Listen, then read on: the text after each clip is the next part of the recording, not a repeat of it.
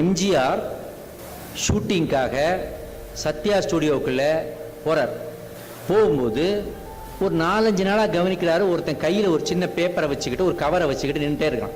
காரை நிறுத்துப்பான்னு சொல்லி, என்னப்பா அவர் யார் டெய்லி நின்றுட்டே இருக்காரு, அவர் என்னன்னு கூப்பிடுறோன்னு அப்படி கண்ணாடி இறக்குனாரு. தலைவா தலைவா வணக்கம் தலைவா, உன்னை பார்த்துட்டேன் தலைவா.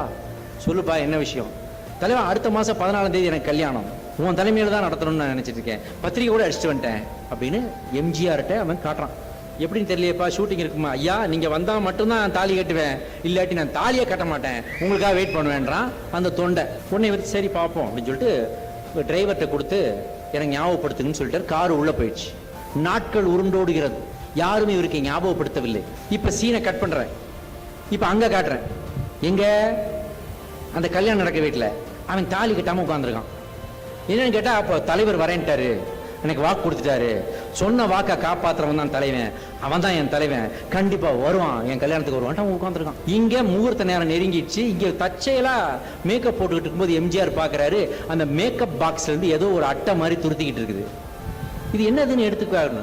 மேக்கப் மேன், அது ஏதோ ஒரு பத்திரிக்கை மாதிரி இருக்கு. என்னையா பத்திரிக்கை? அதான் அன்னைக்கு கூட உங்கள்கிட்ட கொடுத்தான்ல, அதே என்கிட்ட சொல்லலை. என்ன தலைவரே, அது ஏதோ கிராமத்தில் அவன் கல்யாணத்தை வச்சுருக்கான், அதுக்கெல்லாம் எப்படி இருக்கும்?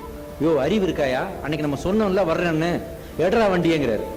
மழையோட கார் பயணம் செய்கிறது, அங்கே கல்யாணம் நடக்கலை, ஊர்க்காரெல்லாம் திட்டுறான் மாப்பிள்ளைய, உனக்கு கிறுக்கு பிடிச்சி போச்சாடா, வரமாட்டாரா, தாலியை கட்டுறா, முகூர்த்தம் போகிறான். முகூர்த்தம் போயிடுச்சு, போரூர் வரைக்கும் கார் போயிடுச்சு, மழை கொட்டு கொட்டுன்னு ஓடிட்டு இருக்கு. டிரைவர் வண்டியை நிறுத்திட்டார்.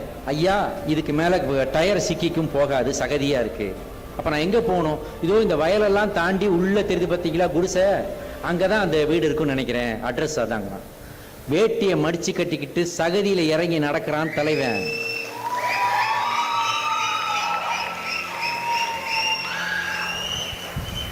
இறங்கி நடந்து தெருவுக்குள்ள நுழையிறான். எம்ஜிஆர் வராருன்னு தெரிஞ்சவொடனே கிராமமே கேவான்னு வந்து நிக்குது, கூட்டம் போறான். அந்த குடிசைக்குள்ள போய் அப்பெல்லாம் வீடுகள்ல தான் கல்யாணம் நடக்கும், மண்டபம்லாம் கிடையாது.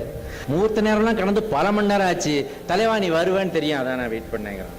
ஏன்ப்பா சொல்லக்கூடாதப்பா, ஒரு நாள் ஞாபகப்படுத்தக்கூடாதா? இல்லையே நீங்க சொல்லிட்டீங்களே நான் வரேன்னு, அதுக்கப்புறம் இனிமே இங்க வந்து நிக்காதுன்னு சொல்லிட்டீங்களே, அதனால தான் நான் வரலங்கிறான். அப்படி மெய் மறந்து மெய் விதிர்த்து கண்கள் குளமாகி கையிலிருந்து கொண்டு வந்த பணக்கட்டை அவர்கள் கையில் கொடுத்து அவர்களுக்கு தாலிச்சரடை எடுத்து கொடுத்து கல்யாணத்தை நடத்தி வைக்கிறார் புரட்சி தலைவர் எம்ஜிஆர். முகூர்த்தம் போயிடுச்சேன்னு சொல்றாரு.